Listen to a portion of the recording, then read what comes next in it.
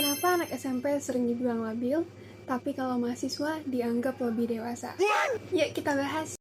Nah, ternyata jawabannya ada pada perubahan besar di masa remaja media dan remaja akhir. Mulai dari hormon, fisik, sampai kematangan seksualnya. Masa remaja itu ibarat perjalanan dari mesin turbo yang baru dinyalakan menuju mesin yang mulai stabil. Pada remaja media, sekitar usia remaja 15-17 tahun, hormon luteinizing dan juga hormon FSH memicu produksinya testosteron, estrogen, dan juga progesteron, sehingga tubuh remaja bertumbuh pesat. Misalnya pada laki-laki, suaranya mulai memberat, jakun dan ototnya makin terlihat, sementara pada perempuan, mengalami pertumbuhan payudara, pinggul melebar, dan juga siklus menstruasi yang lebih teratur. Dorongan seksual dan emosi pun sering naik turun karena fluktuasi hormon serta kadar kortisol yang membuat mereka lebih mudah cemas atau marah.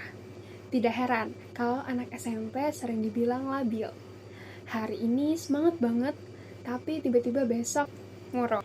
Ditambah adanya kelenjar minyak aktif yang bikin jerawat jadi tamu bulanan bagi para perempuan. Aduh, jerawat lagi. Bentar lagi haid nih.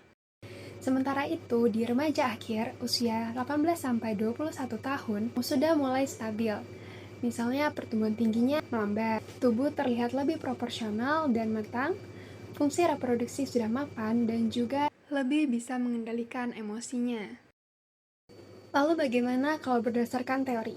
Tahap operasional formal dalam teori Piaget membuka jendela berpikir abstrak remaja, media, dan remaja akhir, di mana mereka sudah mampu melihat kemungkinan, merancang masa depan, berargumentasi, bahkan memprediksi konsekuensi jangka panjang dari tindakannya. Sementara dalam teori Alkin, pada remaja media, egosentrismenya masih kuat. Seringkali juga mereka resah terhadap penilaian orang lain ke mereka. Dan di sini terjadi proses mencari jati diri. Sedangkan pada remaja akhir, kematangan kognitif dan sosialnya meningkat, yang berkaitan juga dengan teori Piaget tadi.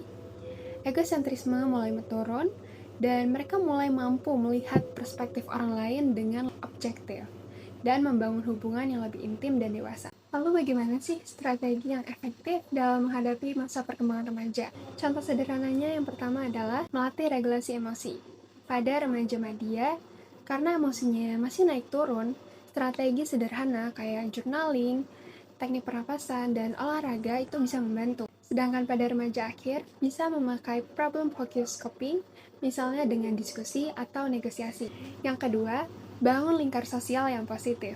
Pada remaja media, masih gampang terpengaruh dengan teman-temannya, jadi perlu diarahkan untuk memilih teman yang sehat dan komunitas yang positif. Sedangkan pada remaja akhir, ia mulai mencari relasi yang lebih intim dan juga dewasa. Penting untuk belajar komunikasi yang asertif. Dan yang ketiga, mengembangkan kemampuan problem solving. Pada remaja media, bisa diajari dengan membuat langkah sederhana menghadapi masalah.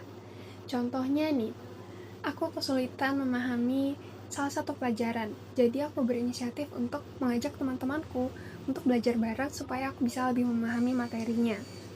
Tapi pada remaja akhir, misalnya, ia bisa lebih berpikir abstrak dan realistis, jadi strategi problem solving bisa lebih kompleks. Misalnya aja, aku kesulitan mengatur keuanganku, jadi aku mencari kerja part-time sambil bikin budgeting.